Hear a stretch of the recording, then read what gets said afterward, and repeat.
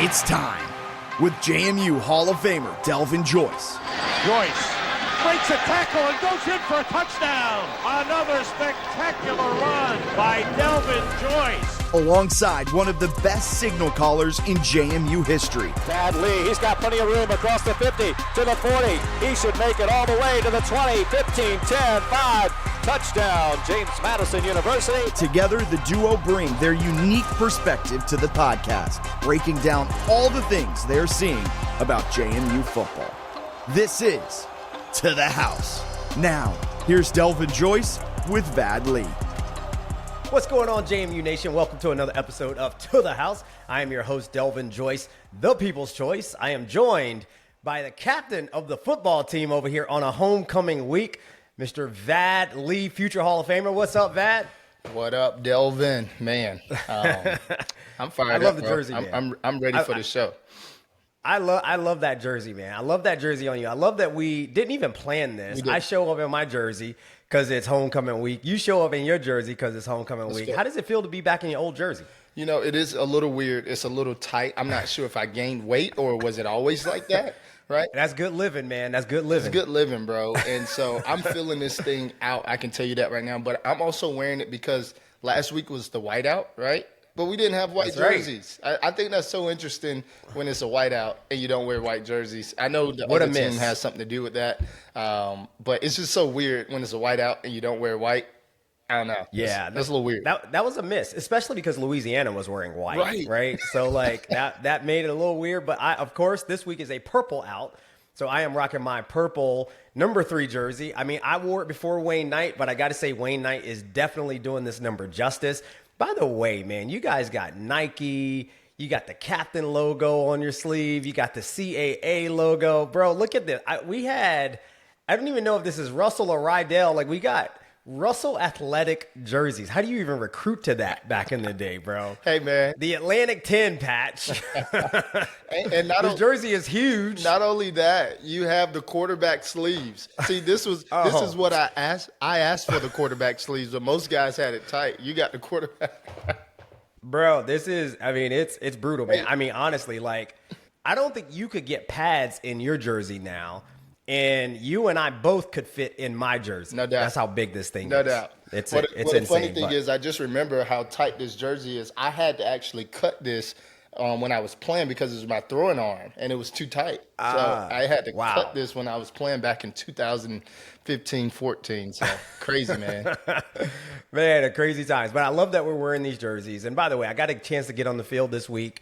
That's the other reason I'm wearing the jersey, because while I was on the field as the chant leader for this past game, I might have got a little fired up, man, and just got a little too hype. And so everybody was texting me saying, yo, oh, man, they did me dirty with the pick, bro. But everybody was texting me saying, yo, you should suit up. You look like you can still play. So I'm suited up right now because I want to play. But the great news is JMU went out and got a win. It wasn't the prettiest game in the world, but I think it was an effective game. And I loved it because my family was there. I got a chance to take my wife and my son and one of his friends, and my boy B. Mitch came to the JMU football alumni tailgate. Yeah, it was awesome, man. It was great to see him. And by the way, he was so gracious because, as you can imagine, there were a lot of JMU fans who are also Commanders fans who wanted to come up. He took a lot of pictures, shook a lot of hands. So shout out to B. Mitch, especially for being on To the House last week. Of course, the tailgating was short because it was a noon kickoff, but we had a whiteout. Right. And that, I don't know if you got a chance to like watch it back, how did the whiteout actually look on television? Because I didn't get a chance to see a lot of it back. Phenomenal. It looked amazing. That was one of those games. I know homecoming is coming up, but that was one of those games where it was like, yo, like, I wish I was at this game, you know, like that game was ESPN2. It was the first time playing Louisiana, right? It lived up to its expectations. There was a lot of chirping in the game. There was a lot of back and forth. There was a lot of there was some emotion, up and down, roller coaster type of emotions. And man, it was just a phenomenal game to watch on TV. It did JMU well. And I know JMU already has a national brand and people know who the Dukes are. But man, it almost made me question, like, is JMU America's team? Like, is JMU becoming America's team? I don't know, man. We got a case. Hey, man, I mean, listen, you got to say during that 2023 campaign when we were 10-0 or whatever we were, and we had Congress people and everybody drafting bills and legislation to let us play in a bowl game and be bowl eligible. I mean, you could have made a case that we were America's team back then. I think, this performance on national television, and by the way, as a fan of the team, it's like you want to see them go out and blow a team out, but as a fan of football, you also want to see a good football game. Yeah. Right. And what I got being in that stadium is we got a good football game. The only thing that I got to say, man, and this is going to make me sound like the old man in the room, and I'm okay with that. The White House, the whiteout atmosphere was amazing, I think, in the first half. Toward the end of the second quarter, like the half isn't even over yet, and some of the students had already started filing out of the stadium. And then you fast forward to the start of the third quarter, and the whiteout, I mean, like the student section was like, I don't know, half empty. Like that was disappointing. And so, listen, I love our JMU nation. I love our JMU fans, but we got to figure out a way to get these students to stay, bro, because we're down 14-7, and we come out at halftime, and like a lot of the kids are gone. And I'm literally sitting in the stands watching them leave, and I'm looking at my wife. I'm like, where are they going? We're down 14-7. We need you guys in the second half.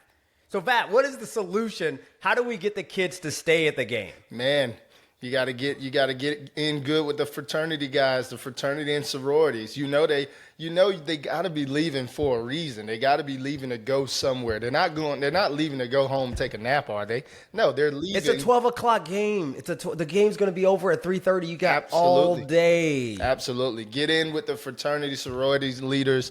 This is an issue that I remember having when I was playing. Was this something that was happening when you were playing too?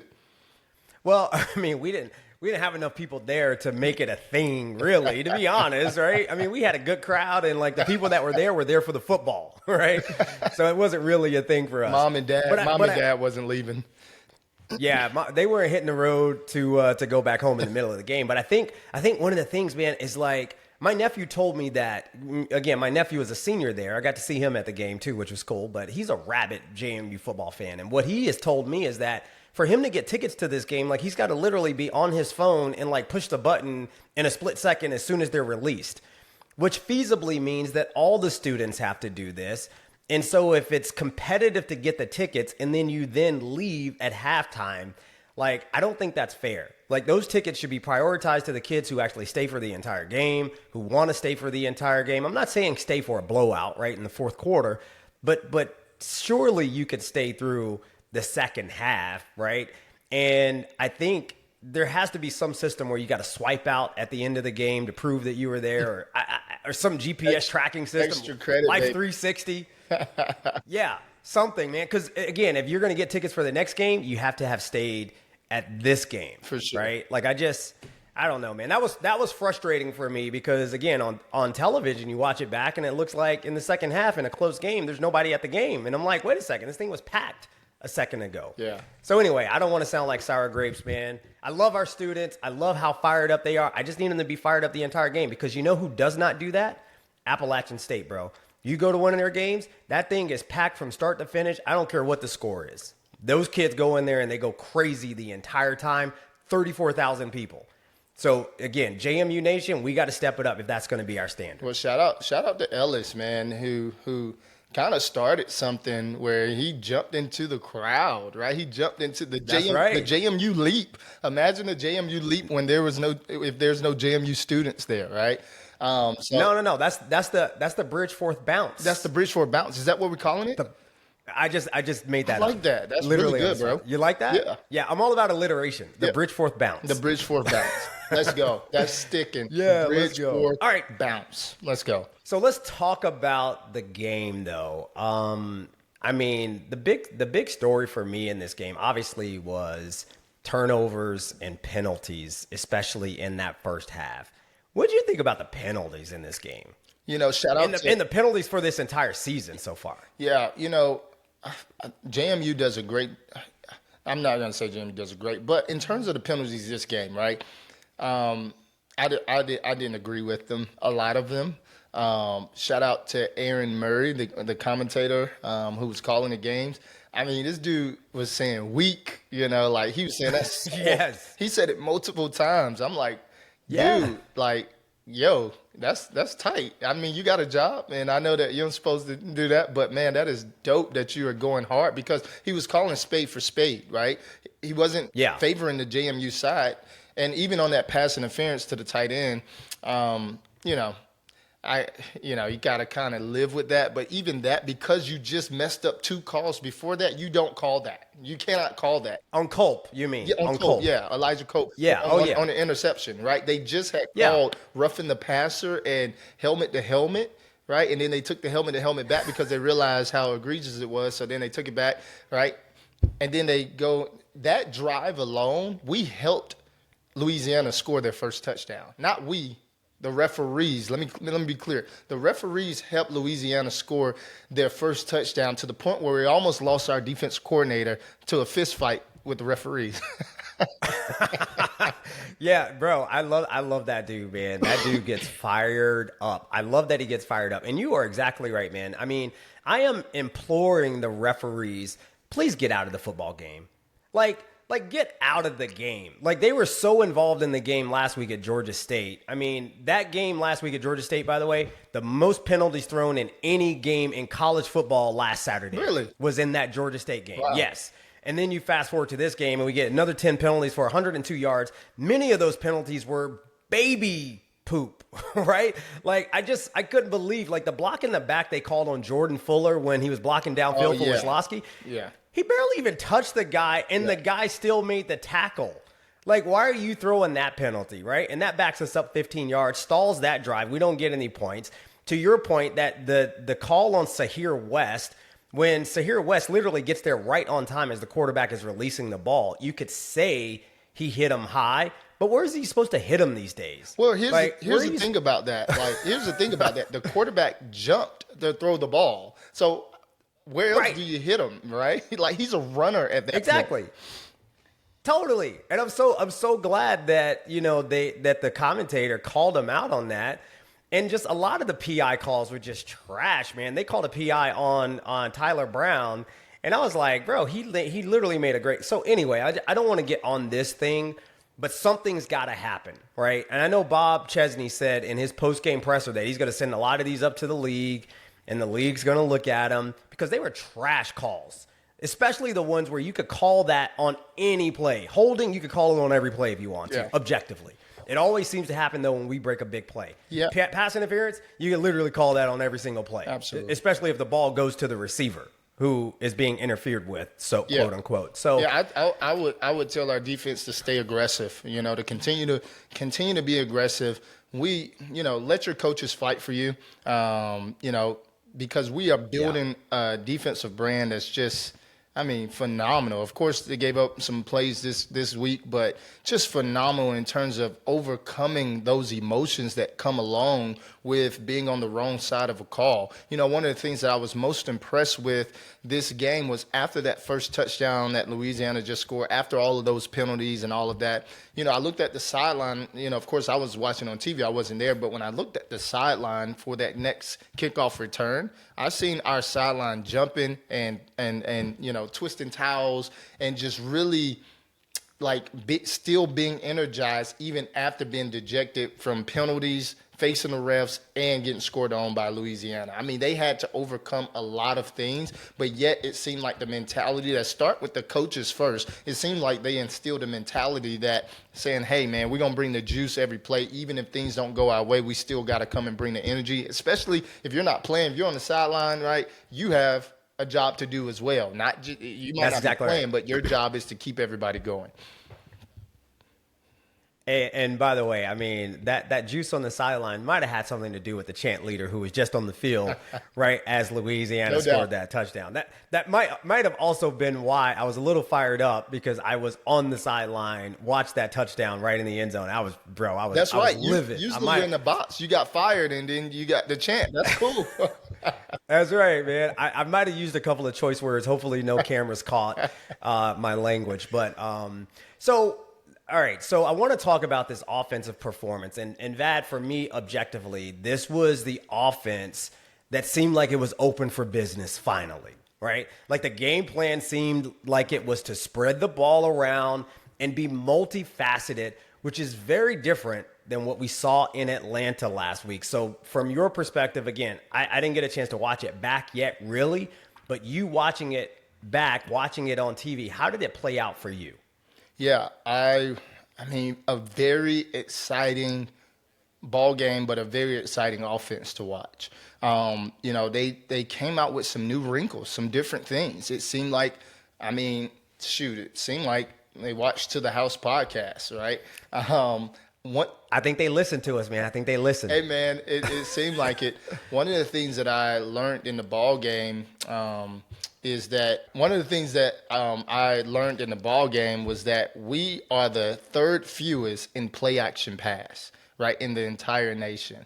We have an extremely great running game, but yet we don't play action pass. We kind of just show up and say, hey, stop us. And some teams have had success so far. But one of the new wrinkles that we did this game is that we even saw it from the first play. We put our tight end out wide, which then forced our receivers to be matched up on safeties and linebackers, right? And that was the difference of the entire game, right? I think Alonzo came out the first play. He threw a hitch route to the tight end, who was a detached tight end out on the side by himself, and it was an easy 6-yard completion, right? But then that strategy-wise put our wide receivers on different people throughout the entire game. And if you look at the stat sheet, we had 6 or 7, 8 people in that had a catch for the game. So I thought that was great in terms of getting the ball in different sets and really spreading the defense out. I saw that a lot. Yeah, and to that point, we also saw George Pettaway. We haven't seen him in 2 weeks. He played this game. He didn't get any carries in the backfield, but they spread him out to the field and matched him up with, I think, probably a nickel, I think, is who went out and covered him and took a shot to him downfield. Yeah. Right? And so to your point, I think we saw, again, I love this word, man. This is my favorite word now in the English language. Like, it used to be stick-to-itiveness. Now it's dynamism. Yeah. Bro, we saw dynamism from this offense.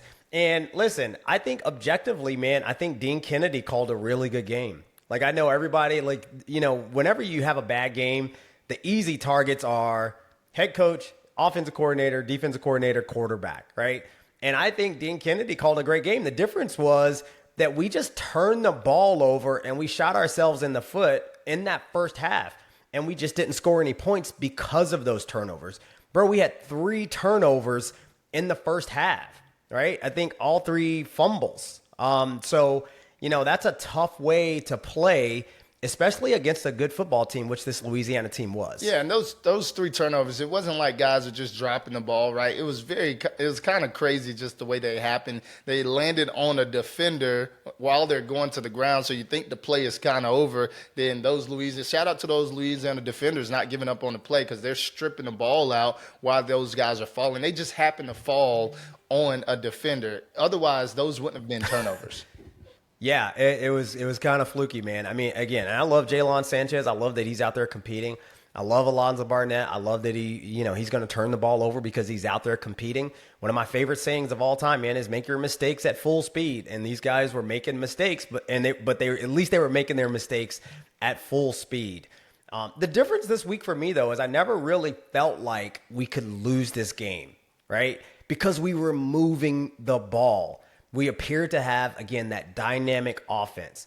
Now, again, 3 turnovers in the first half. One of those turnovers was a turnover on downs, which, again, I'm going to say something right now, and I don't want this to sound like it is not a personal thing against this kid at all. Like Matthew Sluka, I think he's a great player. I think he's probably a great quarterback.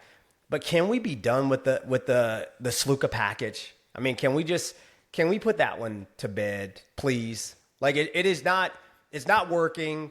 And again, I'm not saying this against Sluka personally as a player or a person, but when we disrupt our offense, we move the ball all the way down the field, and then we bring in Sluka for this 3rd down play, and we run. Guess what we ran, Vat? If you had to guess, QB power, right? Ran Sluka. And we didn't. We ran the Sluka play. and we didn't get it. And then we leave him on the field, and then we get a kind of a bad snap that disrupts the timing. He hands the ball off to Jordan Fuller late on a 4th down play where we really needed to have it inside their 20-yard line, and we walk away with no points.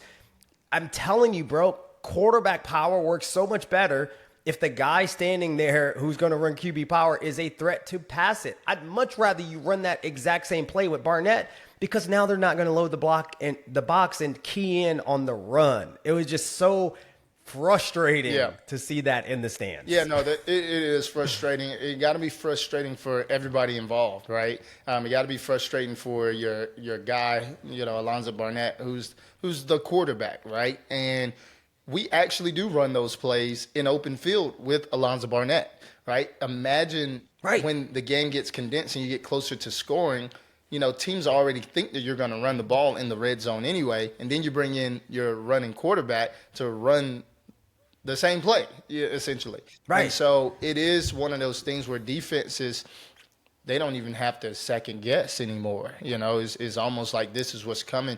And one of the things that if you are running zone read, and I know that the snap was a little high, but if you are running zone read, if you go back and look at that, one of the things that I saw was that quarterbacks have to carry out their fake if they're running the ball or not, right? Because the guy on the edge was the one that was able to bring the runner down. Of course, it was a kind of a wall up there, but I think we would have been able to fall forward, but the guy on the edge came around the edge, which was the quarterback's guy, and pulled them backwards. And so, exactly, we have to do those little things right, especially for that package to work, and not just that package itself, but for the zone read to work anyway, right? And so it was frustrating because you think you got something good going, and then next thing you know, it's kind of just stalled. And I'm telling you, bro, I was there. The air left the stadium. I'm telling you, bro, people were disappointed. And that was really just, I thought, an unforced error. And maybe the only real mistake that I saw from a play calling standpoint, I wasn't mad at any particular play call. I was upset with that series, but I wasn't really upset with any particular play call. And it just an unforced error. Now, this is more of the offense that I wanted to see, though, coming into this season. 477 total yards, 290 yards in the air, and we still got our 187 yards on the ground. Here's the best part, though. We have 40 pass attempts and 41 rush attempts. That's balance. That is not what we saw last week at Georgia State. We saw one-dimensional run game at Georgia State, and we still got the same amount of running yards. The difference in this game is that we opened it up and got 290 passing yards out of it, so much so that we had receivers in this game caught 17 passes for 228 yards versus last week at Georgia State, 5 passes they caught for 45 yards.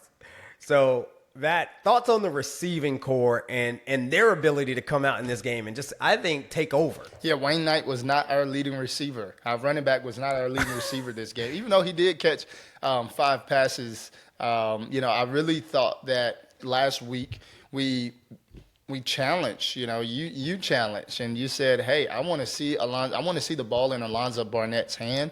Shoot, even if he throws an interception, at least we're living with our quarterback and allowing our all-star quarterback to work, right? And Vad, say it, Vad, say it. What? Tell me I was right. Tell me I was right, bro. Tell me I was right. Hey, shout out to the Delvin Joyce, because we know that the coaches watched To the House podcast and they listened to my man and gave Alonzo Barnett his opportunity to shine, right? Let's go. It was beautiful to see. You talked about it. 40 attempts and 41 rushing attempts. It does not get any more balanced than that. I also last week, going into the Georgia State week, I was concerned about our ability to get open as a receivers. And I think Georgia State kind of exposed that because they had some great athletes there. This week, and into the House podcast, we talked about, hey, teams are going to play us like that. We have to be able to take the top off. We have to be able to pass the ball. We have to be able to not just pass the ball, but we have to be able to get open.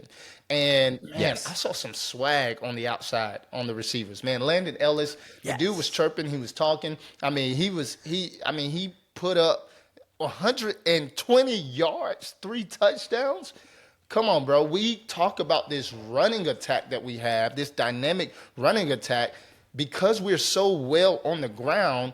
Typically, we don't see 120 yards receiving or 3 touchdowns from one receiver, right? But we had to have this type of game to open up the rest of our offense for the entire year, because had we gone into this game and had not been able to throw the ball downfield, it would have been a big concern later on, because you would have gave people hope that haven't played us yet. You would have gave them hope like, hey, we can stop their offense. We just got to hone in onto that running game, and then, hey, make them pass the ball. We're no longer one-dimensional, right? We were at some point in this season, our trend was one-dimensional. That's what we were becoming. I mean, even from the very beginning with the quarterback package and the run. I mean, we basically said we're a run team, right? But now we was able to finally come out and really show what we can do. And Alonzo Barnett could have had 4 touchdown passes. I think he missed one a little too high at the end of the game.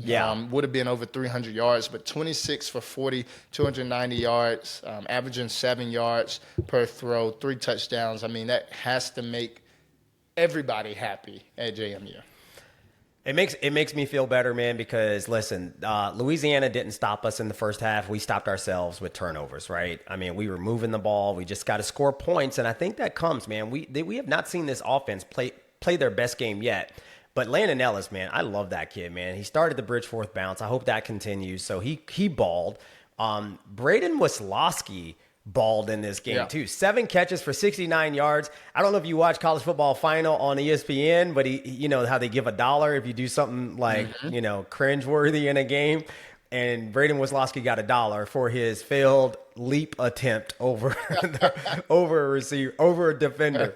It was just hilarious. My wife was like, "What is he doing?" I was like, "I have no idea. That guy's taller than him. He's trying to jump over him." But they gave him $1, which is hilarious. But he balled. Yeah.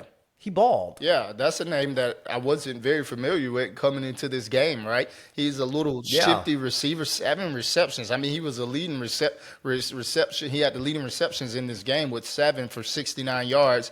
And dude just need the ball in his hands, and the rest, let him cook, let him work. And so you love seeing those little Wes Welker type of receivers get the ball. And then our tight end, Logan Kyle. I mean, dude balled as well. I mean, he did great. I think he was the one that went down the sideline and stiffed arm dude, or was that Braden?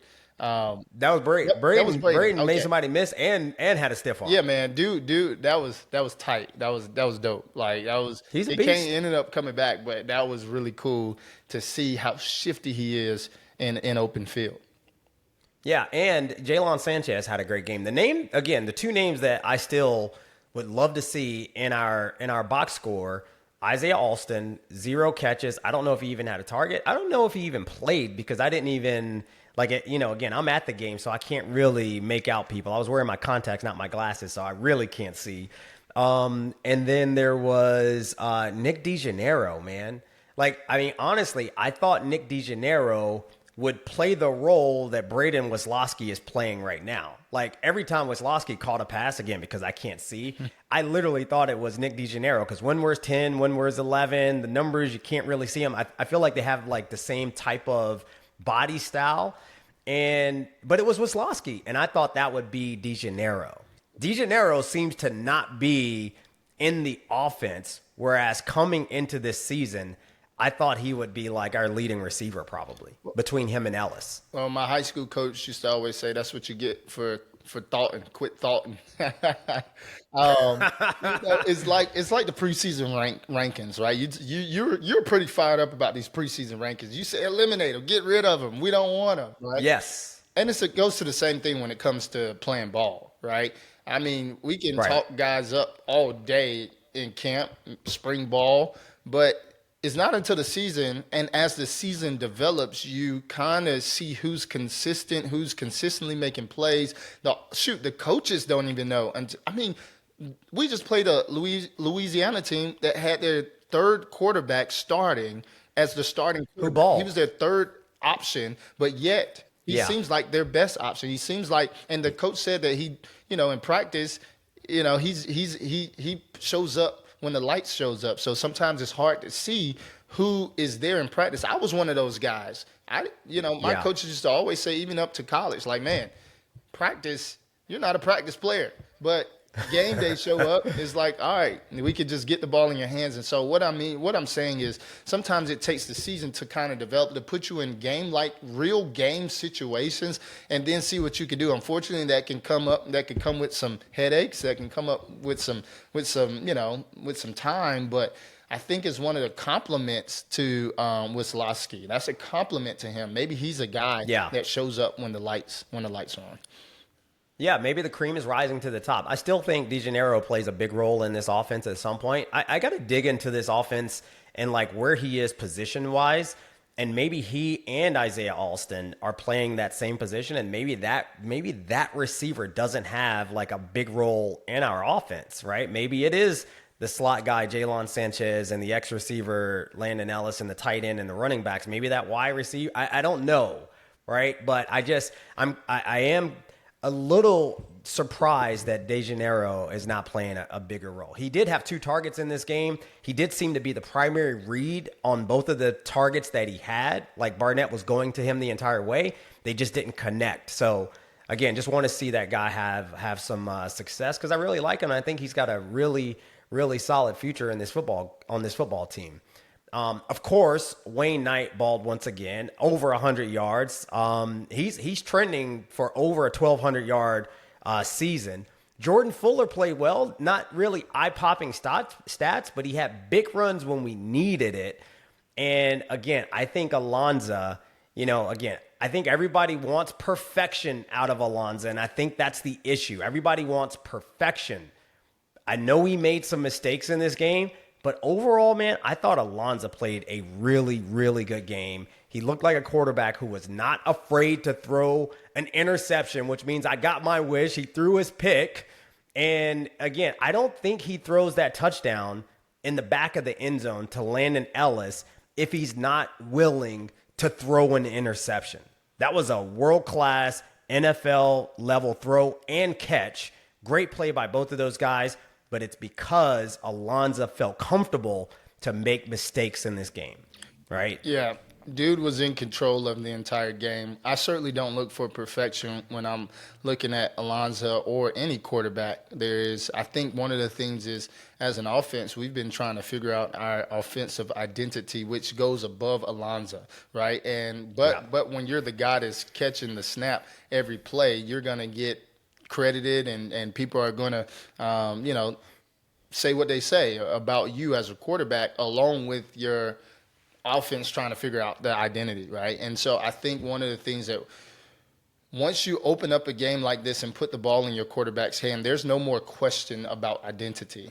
You know what we have. Everybody can see what we have, what we can do, and what he can do specifically at the quarterback position, which, by the way, we have seen before, but sometimes I guess you need reminders. And so this was one of those games where it was a reminder that Alonza Barnett III, he is as advertised. One of the things that I saw from him was the ball coming out quickly. The ball was coming out of his hands efficiently, and he has a quick stroke. Like he can get that ball out of his hands extremely fast. I mean, he has worked on his mechanics, and it has shown. I mean, as I guess he had, with the lower body injury, all you can really do is maybe sit there and throw the ball, right? And it really showed that what I saw was the work that he's put in all off season long. It really came out. It really showed, and so I'm happy for him. Yeah. He seems like a young man that has his mind, has worked on his mentality and his emotions. I even saw him point in somebody's face after he threw that first touchdown to Landon Ellis. So I do like to see him get fired up a little bit emotionally. And man, I can't say any more good things about Alonza.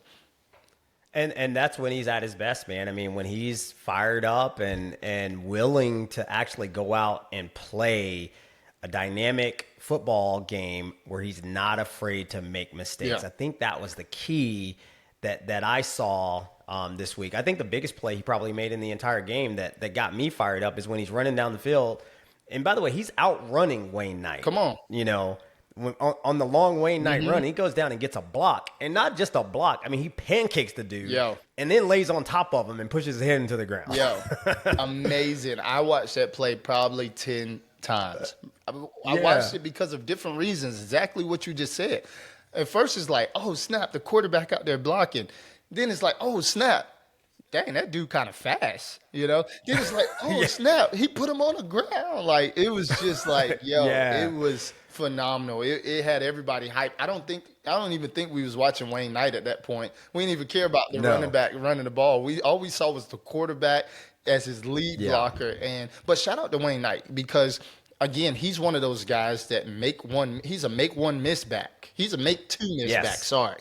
He knows how to make two miss. But he's also patient, right? He's not just, even though he's probably the fastest guy on our team, he's not just hitting the hole to get, as much as he can get. He is hitting it, but also has vision. That is something like Marshall Falkish that you don't see in a lot of running backs in this day. And so, man, that's a huge compliment for him. But honestly, man, when the shiftiness that he has and the vision that he has, man, it's really elite. That's a good call on Marshall Faulk, man. Because, man, if you ever met Marshall Faulk, like I played against Marshall Faulk twice, right? Like looking at Marshall Faulk on the field, I was like, yo, this is the best running back in the league. Dude is all mushy. He had no muscles. And that's not Wayne Knight, by the way. But Marshall Faulk just looked like a dude, man, that played pickleball. You know what I'm saying? And he just had vision. It was amazing, that dude, man. But shout out to the offensive line, man, for the second week in a row, no sacks. I'm sorry, for effectively the third week in a row, not giving up any sacks. I think that has a lot to do with their blocking ability, but also I think Alonzo's pocket presence has also improved a lot. I saw him escape the pocket one time and actually throw a pass to the tight end, which we needed on a big third down conversion. That got called back for holding because the officials just call anything. But anyway, by the way, going back to the officials for a second, I do think Chesney's probably got to bring the officials into practice. Right? Like we probably got to hire an officiating crew this week to come into practice and call penalties during practice. We did that when I was with the Giants and it worked because we had penalty problems. They bring in the officials and then we clean it up. Right. So, but is it a penalty problem for JMU? I think there are some penalties, right? Like maybe the official can be there and say, hey, if you just let go right here, we're probably not calling a holding, right? I think they're calling holdings behind plays that don't impact the play, but they see the defender's jersey get pulled and they call it, even though it has no impact on the play. Yeah, I think we've had enough penalties at this point. We have enough for a whole highlight reel. We don't even need the refs. We could just call a team meeting and say, hey, they're calling it. Hey. They're calling it. Hey, if you do this, if you do this, they're calling it. Like literally, we have had some unfortunate calls this season that has affected our yards. Right, like we're looking at take Alonzo Barnett to Wisłowski. That came back, so that's a 300-yard performance at this point, So it's frustrating, but I do think that it's something that we're going to be able to clean up, especially as Chesney sent it to the league's office.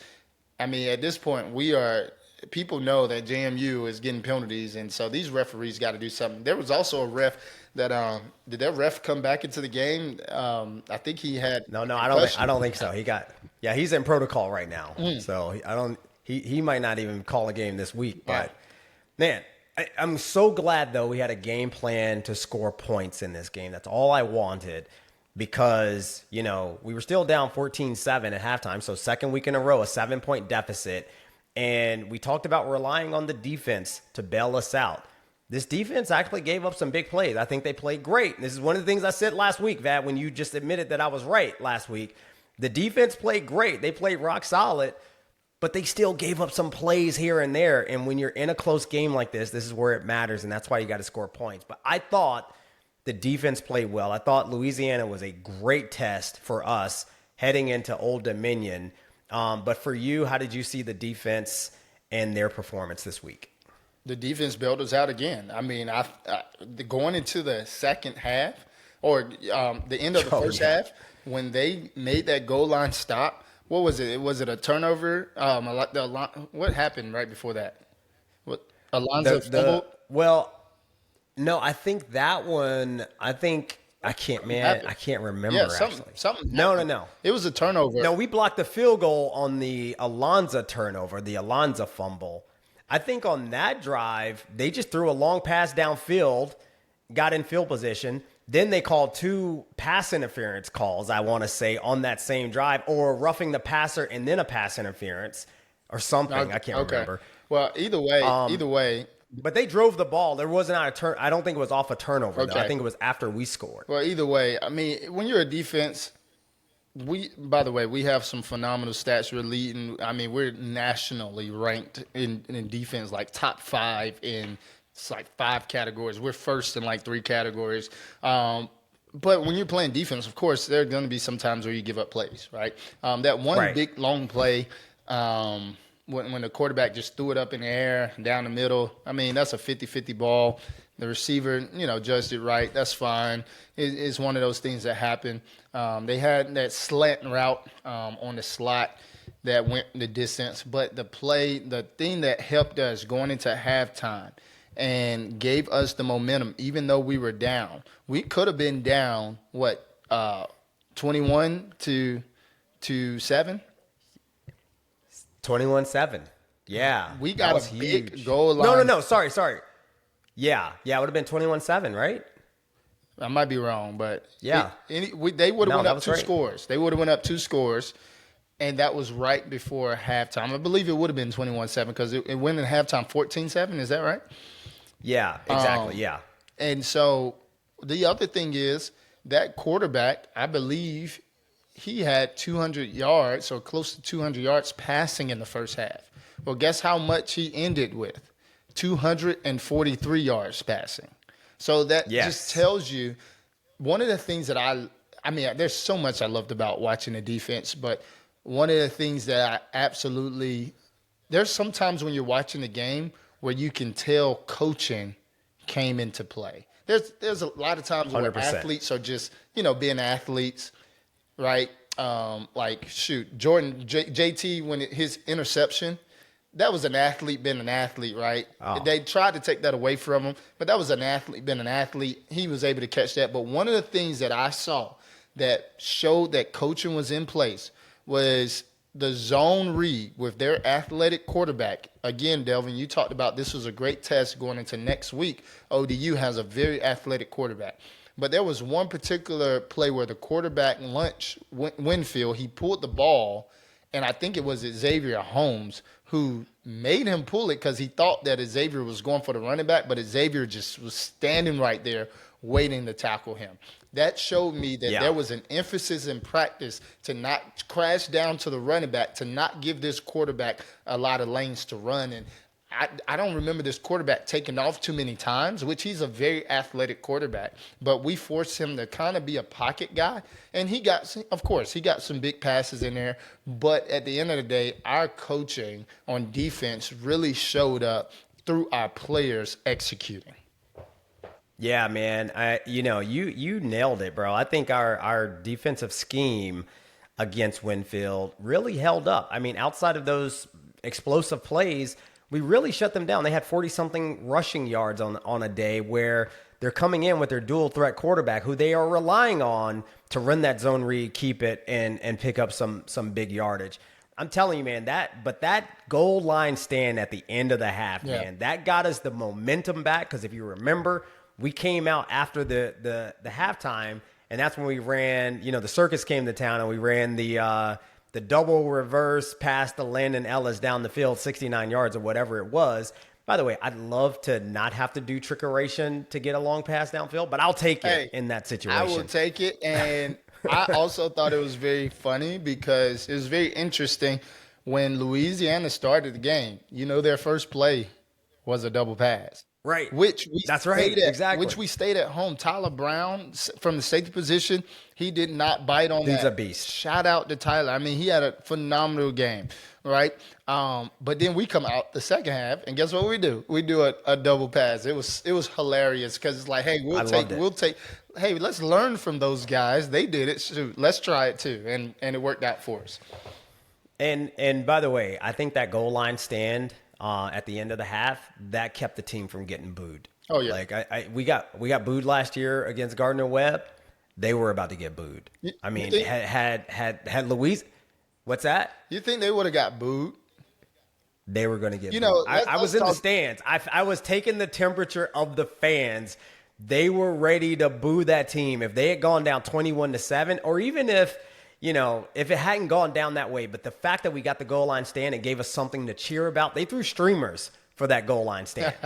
They were about to get booed, man. Hey, man, I'm telling you. I'm not really with the boo crowd, but hey, neither am I. I'm just telling you, they would have gotten booed had they not made that goal line stand. That was a good Louisiana team. I mean, don't get Louisiana it twisted. Team. That was a good Louisiana team. I agree. And it just so happened, we had some fluke turnovers that made it seem like it was worse than what it was. Me not being at the game. In fact, I was doing commentary for the Citadel this weekend, and like when I'm looking on my phone, I'm like, wait, whoa, I'm freaking out, right? I'm like, whoa. But then when you go back and watch the game, you get context. That's why context is so important with anything, right? So yeah. They just got so many dudes on defense, though, that show up week in and week out, man. And, I think, again, I said this earlier on another episode, but Sahir West, they got to go back the Brinks truck up to his locker, man, and just dump it out to keep him. Because I just think this dude is he's a monster, man. He's maybe the best defensive player potential-wise on our roster. And then you mentioned Tyler Brown, man. That guy, I think his role was really to spy Lunch Winfield, and he did a phenomenal job keeping Lunch Winfield in the pocket. He had 8 tackles in the game. Many of them were on Lunch trying to get out of the pocket, which was huge. How about now on special team? Yeah, sorry, go ahead. How about our guy Aiden Gobara showing up with another sack this game? Another sack. I mean, he's just resurrected his career here at JMU, so I'm glad to see things are working out for him. Trent Hendricks almost had an interception. He tried to toe tap on the sideline over there. I think he's a little too big for that. But that would have been great if he would have been able to keep his feet in. Man, a lot of people. Jacob Thomas, again, he continues to show up wherever the ball is. He continues to show up and be the leader that we need on defense. And so it was just a lot of guys. Big Bush, Emmanuel Bush. We talked about that goal line stop. I think he had like 2 tackles during that series of events down there.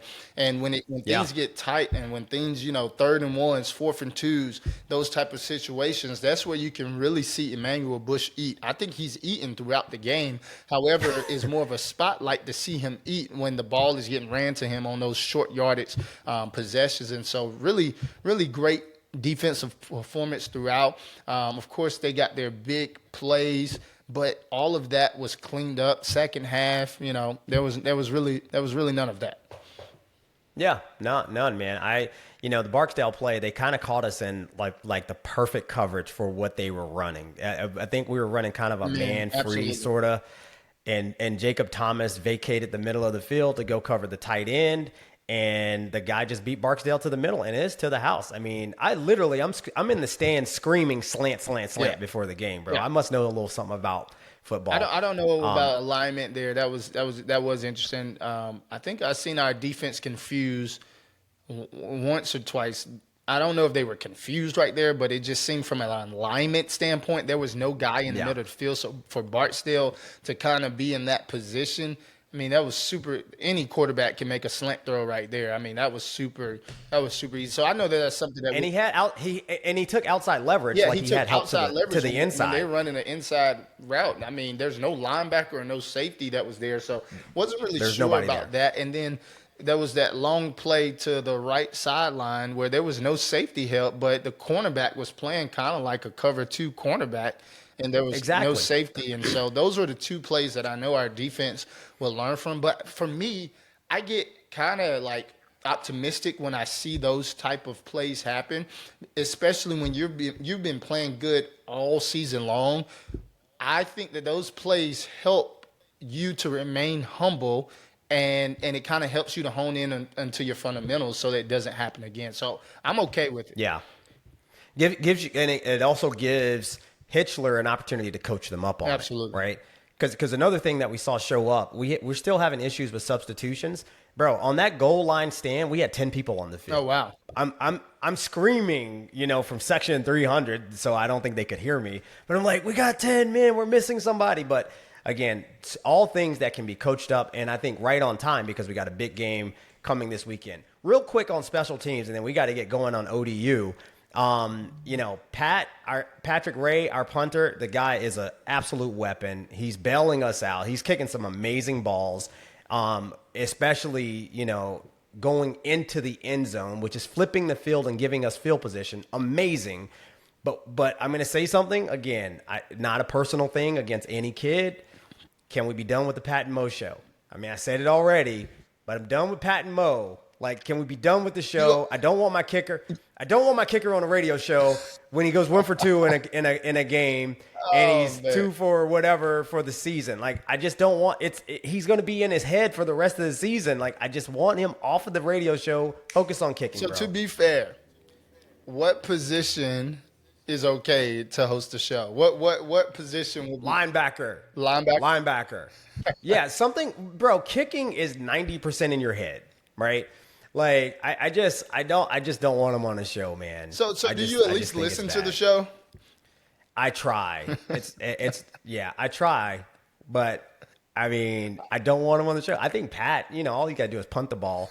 But, kicking is in your head, bro. Well, like, Pat, it's a Pat head has game. had he had an 11-yard punt, too, one time or something like that. Negative. Yeah, but I mean, we'll give him a pass on that. It's early in the season. But anyway, and Eaglin blocking the field goal was also huge. Yeah, well, shout out to their punter. Their game. punter got a penalty because he mushed a guy. So I thought that was pretty funny, too. Like, their punter was like, I mean, as a punt returner, he was a dream. I mean, he didn't even try to kick a spiral. He punted a kickoff, which is the easiest ball to catch on the planet.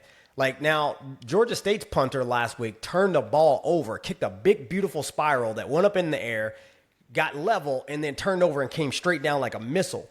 Those are the ones you hate as a punt returner. This guy was punting kickoffs. Wayne Knight catch them all day and go to the crib, right? Like, I would have been licking my chops at this guy. That's good insight for punt return. I don't know. I didn't know that, so that's good stuff. Yeah, their punter was not good, man. But so, all right, Old Dominion. Obviously, this game now has been elevated to ESPNU at 3:30, which again is a big deal. Says a lot about our brand. This is also a rivalry game, so they call this the Royal Rivalry, which spans all the sports for JMU versus Old Dominion, not just football. So I guess we get a point for winning this game in the season-long Royal Rivalry. Nice. But do we care? Do we care about the Royal Rivalry? How do you feel as a guy who didn't grow up in Virginia, transferred from Georgia Tech? Is this a big thing for you? No, I'm just learning that from you in terms of the Royal Rivalry. I don't even know what that means. But all I know is that ODU is a good team that's coming into our house for homecoming, and we're on ESPN, so let's roll. Yeah. I do care as a guy growing up in Virginia, and I care because Old Dominion kind of owned us in the FCS days and then bounced and went to FBS, and then we didn't get to play them again. But now, having transitioned to the Sun Belt and FBS, we are undefeated against Old Dominion in the 4 years that or 3 years or whatever it's been that we've been FBS. See, that's why to the house is important. That's why getting these history lessons is important, because we have a lot of new guys that are on this JMU team. So when you start talking about rivalry against Liberty and rivalry against ODU, these are not teams that you are particularly familiar with if you didn't grow up in Virginia, right? And so, or if you're a transfer guy playing in the ACC, SEC, wherever you come from, you're like, hey, it's just another team, right? But no, this is another Virginian team that Delvin Joyce, they used to own guys like him. So we got to go have his back and take it to the house. Come on now. The People's Choice, by the way. Don't forget that part. Listen, man, Back in the FCS days, Old Dominion, when they first started their program, they had a kid named Taylor Heineke. Oh, yeah. You probably know Taylor. Yeah, I trained with him a little bit. And that dude single-handedly beat us 2 years in a row. Like, I mean, he was the difference. And I think that's what a lot of people think this Colton Joseph guy is, a difference maker at quarterback who can do multiple things, beat you with his legs and his arm, and a big-time competitor from California, right? That California swag quarterback. Now, The interesting thing, though, is they went out and got boat raced by Marshall this week. Yep. Did you watch that game? That game wasn't even close. And you talk about narratives. The narrative that you saw probably online and the narrative, if you watch the game, they were synonymous. Yeah. They got boat Yeah, raced. let's just wipe that game out of our thoughts. I don't even want to see it. I don't even want to think about it. I believe ODU is a good team. I didn't watch the Marshall game, but shout out to Marshall. They had a transition with a bunch of 80 new players, right?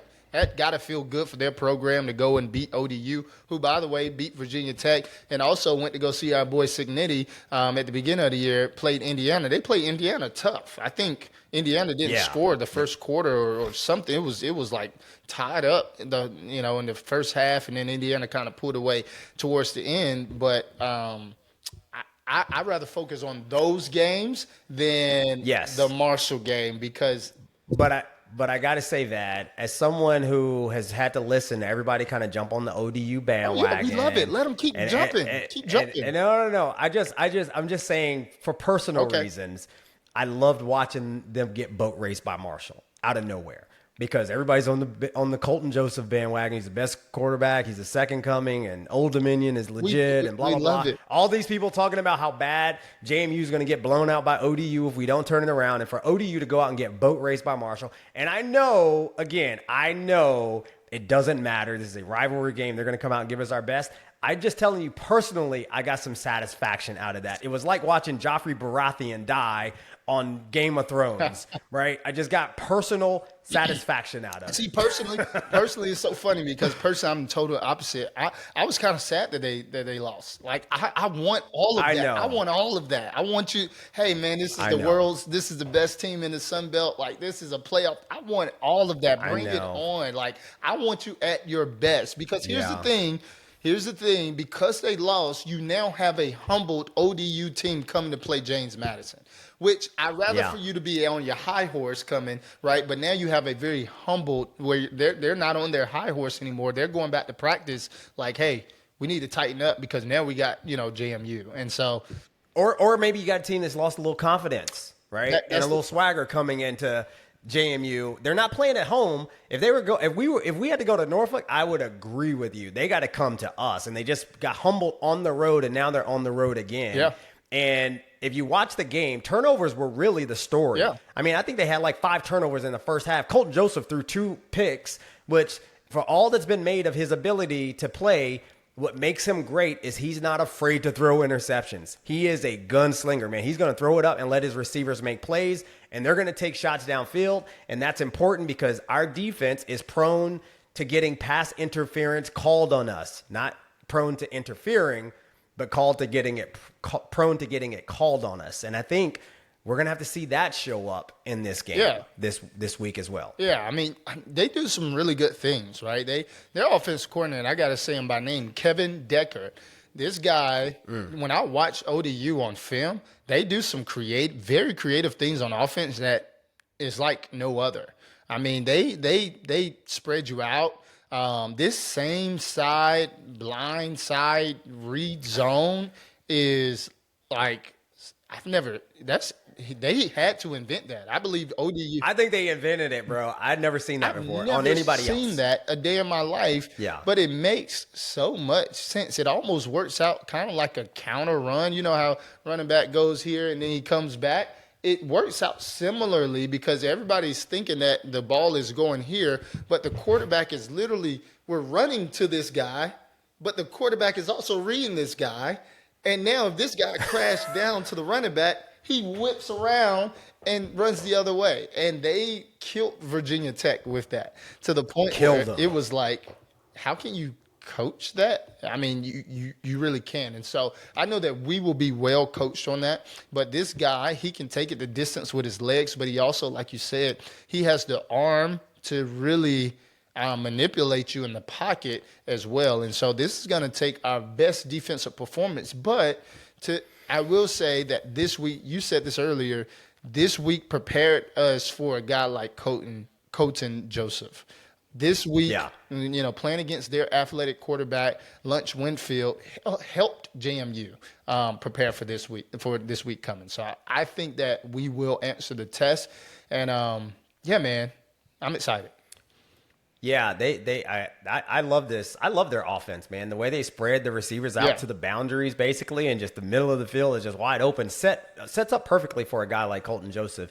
And it's almost game planning for them is almost kind of like game planning for a service academy, running the triple option, because we're game planning for this one game. We're never going to see this offense for the rest of the season, right? So a lot of the things that Colin Hitchler is going to have to do defensively, he's going to have to put things into this defensive game plan that we probably won't do for the rest of the season because we're preparing specifically for this offense. I agree. We got to spy Colton Joseph. I mean, we had a great blueprint for that this past week. And we still got to just control the line of scrimmage, man. On defense, for them, they kind of mix it up a lot like we do, right? A lot of their pressures, I mean, they'll bring 5, they'll bring 6. I mean, they'll go jailbreak, blitz. And at times, again, we're going to have to stand in the pocket and deliver some balls because Barnett's going to have people in his face because of the exotic pressures they like to bring. They are a lot like us on defense. Yeah, well, I think we added some things to our offense where at a couple games we were condensing our offense, bringing our receivers down and doing some different things like that against Liberty and Georgia State. But now I believe that is, our best option is to do what we did this game. We spread it guys out. Why? Why are you able to do that? Teams that spread you out only does that when they have a quarterback that's able to see the field well. And so we have a phenomenal quarterback that's able to see the field well. So I think you'll see similar game planning, right? Similar game planning from this past week. You'll see very similar. We don't need to do, like you said, we don't need to focus on too many trick plays. But we now have everybody's attention from a wide receiver standpoint where, you actually do have to cover these wide receivers. They do actually have the ability to make plays. And so when you have that now helps Alonzo in terms of, being able to see the field even more. And then it also complements our run game once again. Yeah, man. I love that. And I think on special teams this week, man, Patrick Ray might be the star, because they had some real issues fielding punts in this week against Marshall. I think 3 of their turnovers came on punt return. Wow. Muffed punts, fumbles. I mean, so that, again, a left-footed punter coming in there, I think could be a huge advantage for us. I think bottom line, man, I want to see this defense get some takeaways, though, right? Colton Joseph will throw the ball up. He'll give you some opportunities. We just got to take advantage of those opportunities when he gives them to us. Last year, this defense led the nation in turnover margin, and I think this year we're negative in turnover margin. So would love to see us get some turnovers. Overall, though, Vat, I think we walk away from this game with the dub. I do think that we saw something on offense this week, that dynamism that we've all wanted to see, that I do think will continue, and will have to continue if we're going to win this game this week. Yeah, this week. And it's homecoming. Yeah, this week. I put all on the offense. I do think that we're going to have to outscore this ODU team. We'll see how the game goes, but I do think that this week has the potential for some big plays for both sides. And it's about who can withstand in 4 quarters strong, right? Whether they make a play. I think mentality-wise, we have a great mentality as a team. Right. When things go sour, I have been able to see us bounce back. That's where we honestly become our best. And so I think this week I'm going to put on the offense and say that, hey, we just got to score more points than they do. Yeah, I completely agree, man. All right, so the Dukes are going to get this dub this week, man. I'm calling it. Now, Vat, you know what time it is, man. It's time for What You Talking About, Willis. What you talking about? What you talking about? What you talking about? What you talking about, Willis? Right, so this week's What You Talking About, Willis, man, doesn't come from any media person per se, but it comes from all the fans who have been in my DMs who have been saying that I said that Indiana sucks, right? All the people who are like, Delvin, are you going to eat crow now because Indiana went out to Oregon and pulled off the big upset? And you know what? I got to say, what you talking about, Willis? I never said Indiana sucks. This is the great thing about having a podcast that is recorded. run the tape. I'll ask our producer to run the tape. I never said Indiana sucked. Here's what I said. They go into this Indiana game. They're the number 9 team in the country. So what does that mean now for Indiana? Indiana goes and blows them out. Now Indiana gets all this swag for blowing out a top 10 team that hasn't proven anything on the field. And that this goes back to what we talked about last week. Let's throw out all these rankings because now Indiana is going to ride that wave of we beat a top 10 team who probably won't even finish in the top 25 poll this year. Watch what I tell you. Mark my words. What is today? September 22nd, 2025. Illinois will not finish in the top 25, but Indiana, when it comes down to it and the committee is voting, they're going to be like, oh, they beat number 9 Illinois. What you talking about, Willis, AP? I said we don't know if Illinois is any good, and Indiana beat a top 10 Illinois, and what I said was Illinois could suck. And now Indiana, the narrative for them for the rest of the season will be that they beat a top 10 team when we don't know at the time that they played Illinois that if Illinois was actually a top 10 team. And guess what, Vat? Guess who was right? Illinois is not even in the top 25 now, right? So I was right. I never said Indiana sucked. What you talking about, Willis? Get out of my DMs. Hey, we're going to have to roll that tape back. Oh, man. I just remember me kind of defending Indiana.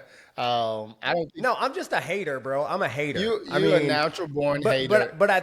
But I do think I said that Signetti's a heck of a coach. I think I did say that. We talked right? about that. So, yeah, I'm just a hater. we talked about that. Now, I will say, out of all the games outside of JMU that I watched this weekend, I enjoyed watching that game. That was Yeah, that was a good game. And mind Yeah. you, I have roots back to Bloomington. Served there as the team chaplain for Indiana Yeah. Hoosiers, and so I got nothing but love for the Hoosiers. And then I also served Coach Signetti one year as his team chaplain at JMU, and so I got love for Signetti as well. Man, it was pretty. No, I think Oregon had one. They got some crazy stat at home. They don't lose at home, basically. They don't lose at And home. for them Yeah. to go there and to see our former JMU guys just tear it up, I mean, that was pretty cool to watch. Good for them, man. And by the way, it's all sports hate, right? It's not real hate. I mean, there's no hate like sports hate because if we didn't have sports hate, nobody would pay these guys to see them play, right? So I love it. I think it's great for that university. I think it's great for the kids that left JMU and went there. I love that they're having that success. But I never said they sucked. Now, I got kind of a twofold what you're talking about, Willis, man. Real quick, I got to point this out because as I was looking at the whole, is Signetti going to take the Penn State job narrative that's out there right now? Apparently, Todd McShay wants, Signetti to really consider the Penn State job. I think he'd be crazy to take that job. Like I think Bob Chesney would be crazy to take Virginia Tech job right now. But, on Saturday Blitz, this writer, Michael Collins, right, on the website Saturday Blitz, Michael Collins, in his article where he talks about Todd McShay being passionate about Curt Signetti taking that job, he says in the article, and I quote, Signetti, who worked miracles at James Madison before taking the Indiana job, might actually be the best fit. Signetti, who worked miracles at James Madison, like we were some bottom dweller Kennesaw State just starting a program going to FBS. Like, what are you talking about, Willis? he worked miracles at James Madison. How about this? I'm gonna change it for you. What is this guy's name? I'm gonna fix it for you, Michael Collins. Right now. Tweet him right now live. I'm gonna fix it for you, Michael Collins. James Madison worked miracles for Curt Signetti's career. All right, how about that? Because if Curt Signetti doesn't come to James Madison and win, right, which we were winning before he got there, my guy. So if Curt Signetti doesn't come here and win, right, continue that winning tradition, he's not at Indiana right now. Curt Signetti worked miracles at James Madison. James Madison worked miracles for Curt Signetti's career. What are you talking about? From Willis? a Hall of Fame dude. I can't wait till I become a Hall of Fame. My whole language, my whole demeanor is gonna change, right? I'm just gonna be talking freely. Bro. Signetti worked miracles for James Madison. All right, man. We're going a little long tonight, man. Well, we do have to. We do have to talk just quickly about. I don't have a what you're talking about, Willis, but in terms of Penn State, firing James Franklin, you mentioned that on the last To the House podcast, I didn't buy any stock into that because, man, I mean, this guy played in the national championship game last year, right? Penn State. And it's just weird for me in terms of where we are in college football, in sports. I don't know. Where's the integrity? Where's the character? Where's the I know these coaches are getting paid big dollars, but he's gonna get $50 million, bro. He's okay. No, I get that. So I'm not even talking about that point. I'm not. Hey, he's fine, right? He's fine. But and by the way, James Franklin and I, we have a texting relationship. I can always reach out to him. Oh, that's dope. But anyway, I don't see why so many coaches get fired in the middle of the season. I don't know. Maybe it helps like your assistant coach boost. I've seen some where assistant coaches become the interim head coach, and now all of a sudden they become the full-time head coach. But in terms of like, I don't know, what do they win by firing him right now? What do they gain? Well, there's recruiting, right? So they put all the recruits on notice that this guy's not our coach right now. So if you're going to decommit right now, right? So that we can know who we got coming in. And I think from a transfer portal perspective, you try to get the guy out as quickly as possible, right? Because if you're going to fire him at the end of the year, guess what he's going to start doing during the rest of the season, right? If he knows he's on the hot seat and he's probably on his way out, he's going to start luring the best players to his next job, right? So he could do that now. I probably, maybe, but he's not in the locker room with him now. Right? He's not with them every day right now, building those relationships. Right now, he's on the first thing smoking back to wherever he lives. I got you. And now he can't really do that. I see your point. So but I agree though. I mean, listen, coaching college football is like building credit. You can pay your bills on time, 100 years in a row, every day, every payment on time. But the one time you make a late payment, your credit score goes down 50 points. Same with a coach, man. This guy's had great seasons since 2013. He has one bad season. He loses to a Northwestern team that he shouldn't lose to. That's what got him fired. And now they fire him right away, right? So I agree with you. I don't know that he deserved to be fired, but, it's like building credit, man, financially. It's pretty interesting. That's pretty wild. But James Franklin's going to be all right. He's going to land on his feet. He's fine. He's going to be Might you see him at Virginia Tech? Who knows? Hey, maybe. All right, Matt, it's time for us to take it to the house, man. And, sitting in the stands this week, watching the game and listening to the crowd's reaction during the game got me thinking a lot about this idea of perfection. I talked about it a little bit earlier in the show, but it's something every football player and really every person wrestles with. That feeling that if you can just get everything right, if you can just execute the perfect play, the perfect season, the perfect life, then you've finally made it. But here's the truth. Perfection is a mirage. You can chase it all you want, but it's never something you can actually catch. And I'm not just saying you shouldn't strive to be your very best, but the danger in chasing perfection is that sometimes you don't even step on the field because you're too afraid to mess up. We've all been there. The hesitation right before you take a risk. Maybe you're thinking, all right, what if I blow this assignment or the interview? What if I drop the ball? What if I'm not ready? And next thing you know, you didn't go for it at all. You played it safe. And later, you're sitting there thinking about what could have been. In the words of the famous author and JMU alum, Glennon Doyle, if you can't beat the fear, do it scared. There's also another saying that I love, Vad. And you've probably heard it before. Don't let perfect be the enemy of great. That one hits home because sometimes great is right in front of us, but we can't see it because we're too busy worrying that it's not perfect. One of my favorite all-time authors, Jim Collins, wrote about this in the book, Good to Great. He said that good companies become great not because they're flawless, but because they're disciplined and consistent and focused on getting a little better every day. They embrace imperfection as part of the process. That's also football. Every Saturday, you see teams trying to execute at the highest level, but no team plays a perfect game. Even this JMU defense, as great as it's been, has missed tackles, blown coverages, busted plays. But they keep grinding. They keep responding like all great defenses before them. And that's life too, right? Whether you're building a business, raising a family, or trying to better yourself in a better place, you can wait until you have the perfect plan or the perfect timing. You can't wait for that, because one day you'll blink and it's over and you've done nothing at all. Just getting ready to get ready. Listen, JMU Nation, perfection is an illusion, but growth, that's real. Effort is real.